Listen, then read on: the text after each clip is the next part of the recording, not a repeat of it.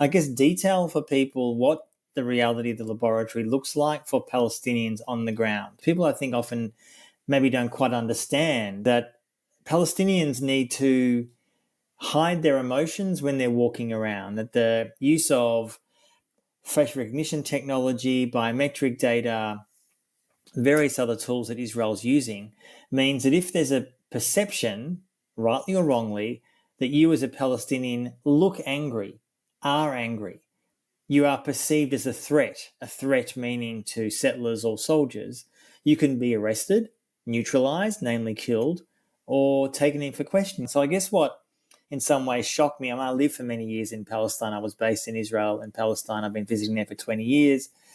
But what I think has accelerated is both the extent of the surveillance of all Palestinians from the moment they wake up, if they use their mobile phones, if they use their internet, and the use, of course, of AI in Gaza, artificial intelligence. I've come to Tel Aviv to meet the investigative team who first revealed how AI is being used in Gaza.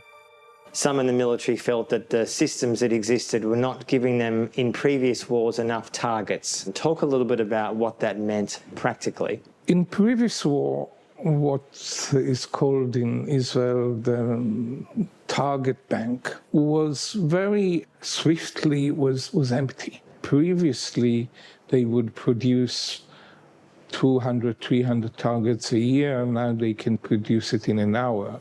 We also uncovered and detailed in a way that I don't think any other filmmaker has yet the reality in India. A lot of people aren't aware that India is unbelievably close with Israel. The biggest purchase of Israeli weapons every year is now India, roughly 45, 50%. And increasingly Indian officials are seeing how the Israelis do so-called crowd control.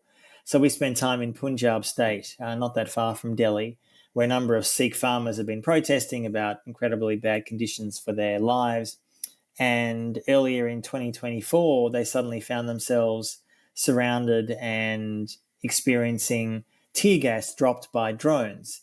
And the officials had learned that, and they had seen that from what Israel was doing in Gaza during the Great March of Return in 2018. So this is a classic, clear example of how Israeli tactics against Palestinians are directly related to what's happening in a country on the other side of the world, in India. This Israeli weapon, most of us watch it with complete horror, but there are obviously people who will watch it and think, well, maybe that's the kind of weaponry that we should be purchasing for our countries.